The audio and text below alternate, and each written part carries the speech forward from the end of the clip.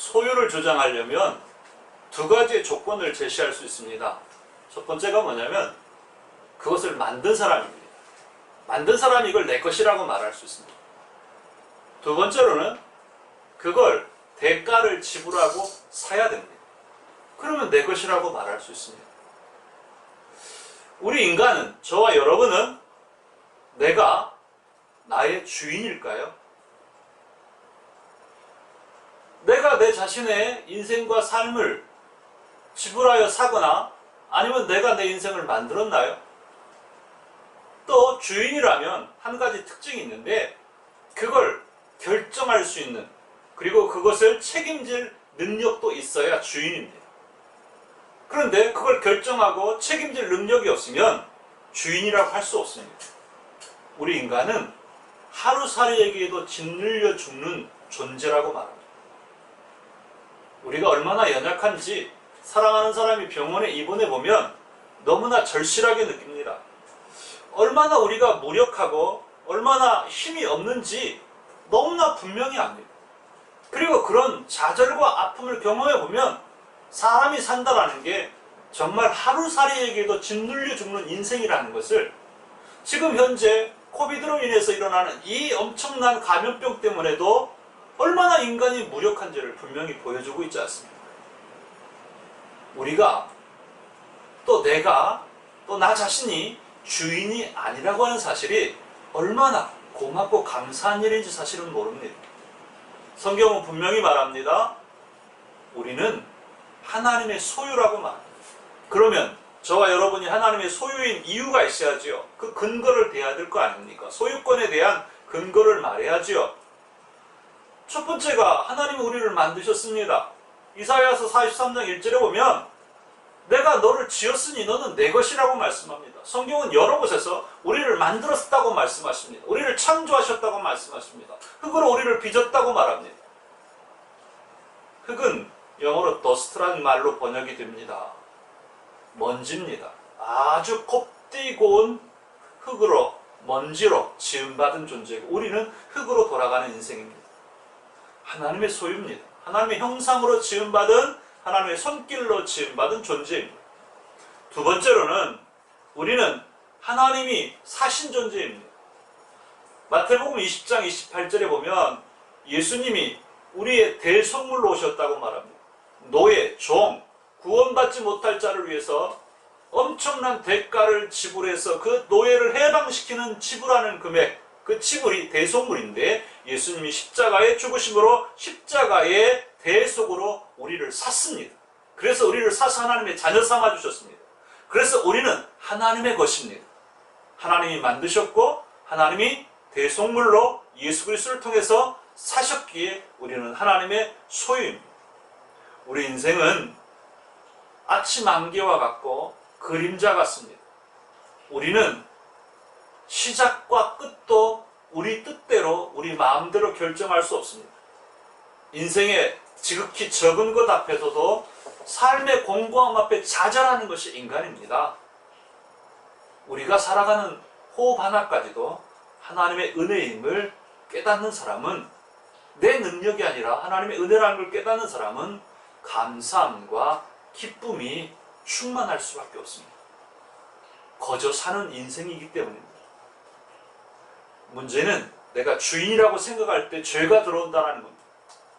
아담이 범죄할 때, 인류가 범죄를 할 때 하나님과 동등됨에 대한 유혹에 넘어가서 내가 하나님이라고 하는 유혹 앞에 넘어가서 인류가 범죄를 하였습니다. 또 가인이 범죄하는 살인 현장도 마찬가지입니다. 바벨탑 사건도 보십시오. 바벨탑 사건도 역시 마찬가지로 자기 자신이 주인임을 나타내기 위해서 하다가 인류의 언어가 혼잡해졌습니다. 바벨론 왕 느부갓네살도 자기가 하나님처럼 살다가, 자기가 주인인 것처럼 살다가 짐승처럼 광야에서 쫓겨나 살기도 했습니다. 또 에스겔 선지자는 에스겔서 28장에 보면 이 두로의 국가에 대한 말을 하면 뭐라고 말하냐면, 너희는 내가 신이다라고 말하지만 너희는 신이 아니라 사람이다. 너희를 이 땅에 영원히 보지 못하게 만들 것이라고 말씀하시고요. 또 사도행전 12장에서도 분명히 말합니다. 헤롯이 백성들 앞에 연설할 때 이 신의 목소리다 그랬더니 거기에 자기가 신인 것처럼 하다가 벌레에 먹혀서 그 자리에서 즉사하였습니다.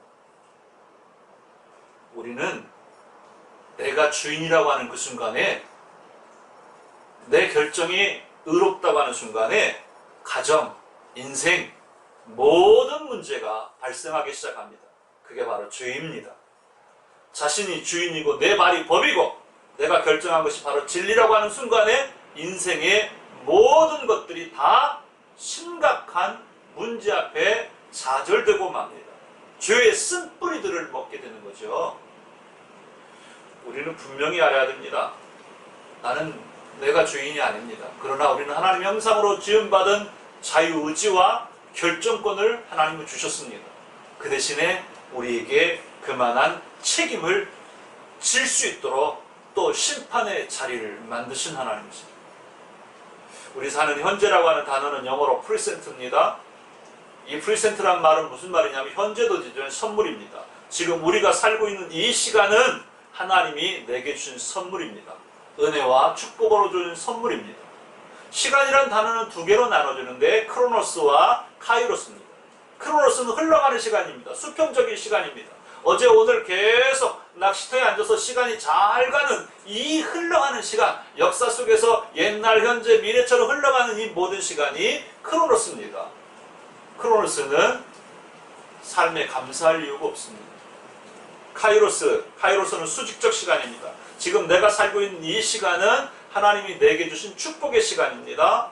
이 시간은 하늘에서 내게 특별히 내려진 시간입니다. 오늘이라고 하는 시간은 내게 주신 축복의 선물입니다. 내일은 사실은 없습니다. 내일을 이야기하지만 내일 살면 오늘입니다. 그리고 오늘은 오늘 내게 주신 특별한 하늘에서 뚝 떨어주신, 그래서 우리의 일상 하나하나가 하나님의 선물입니다. 그래서 사람들이 이렇게 말합니다. 우리 일상생활이 얼마나 소중한지를 우리는 깨달아야 된다고 합니다. 일상생활에 밥 먹고 친구 만나고 TV 보고 산책하고 잠자고 그리고 담소 나누고 깔깔거리고 웃는 이 모든 것들이 우리에게 가장 축복의 시간이라고 말합니다. 우리는 그것을 회복하려고 병원에도 다니고 건강을 유지하려고 합니다. 이 일상이라고 하는 거, 이걸 지루해 보이는 그 일일이 바로 우리의 행복이라는 사실을 우리는 알아야 됩니다. 모든 것들은 바로 그 일상 속에서 하나님을 만날 수 있고 하나님의 축복의 시간들이 진행됩니다. 그러면 성경은 인간을 뭐라고 말합니까? 하나님의 창조물입니다. 피조물입니다. 그리고 범죄한 죄인입니다. 그러나 이제 예수 그리스도 안에서 참된 새로운 피조물, 고린도서 5장 17절에 하나님께 새로운 피조물, 거룩한 존재가 되었습니다. 우리는 하나님 형상으로 지음받은 거룩한 존재입니다. 그럼 우리가 어떻게 살아가야 됩니까?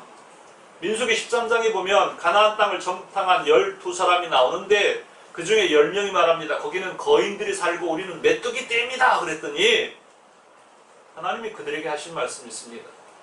어떻게 하나님 형상으로 지음받은 자가 스스로 메뚜기라고 말합니까? 내 귀에 들린 대로 너희들에게 행할 것이다. 우리는 메뚜기라 죽었습니다. 그랬더니요. 하나님 형상으로 지음받은 우리는 예수님의 피값으로 구원받고 하나님의 작품입니다. 자신을 비하하거나 자신을 멸시하면 안 됩니다. 저와 여러분은 최고의 가치가 있는 존재입니다. 희소성의 가치를 생각해 보십시오. 지구상에 우주에서 날아오는 운석은 돈으로 셀 수 없을 만큼 많은 고가에 팔립니다. 왜냐하면 지구상에 없는 물체거든요. 그런데 우주에서 딱 한 사람이 있습니다. 바로 저와 여러분입니다. 그것도 예수 피값으로 산 사람이고 하나님이 만드신 존재입니다. 여러분, 인생은 하나님 안에서 가장 빛나는 존재임을 알아야 됩니다. 사단은요, 계속해서 우리에게 뭘 원하냐면 하나님의 이름을 잊어버리기를 원합니다. 이게 사탄의 전략입니다. 하나님의 이름을 지워버리려고 합니다. 이게 사탄의 전략입니다. 은혜로 사는 인생들입니다. 겸손하십시오. 하나님을 정말 두려워하고 사람을 무서워하지 마십시오. 그러면 삶은 진실하고 은혜를 아는 자의 축복의 삶으로 충만하게 될 것입니다. 그러면 다윗의 노래 시편 23편의 노래가 바로 저와 여러분 우리들의 노래가 될 것입니다. 우리는 하나님이 주인이심을 기뻐하고 즐거워하시기를 바랍니다.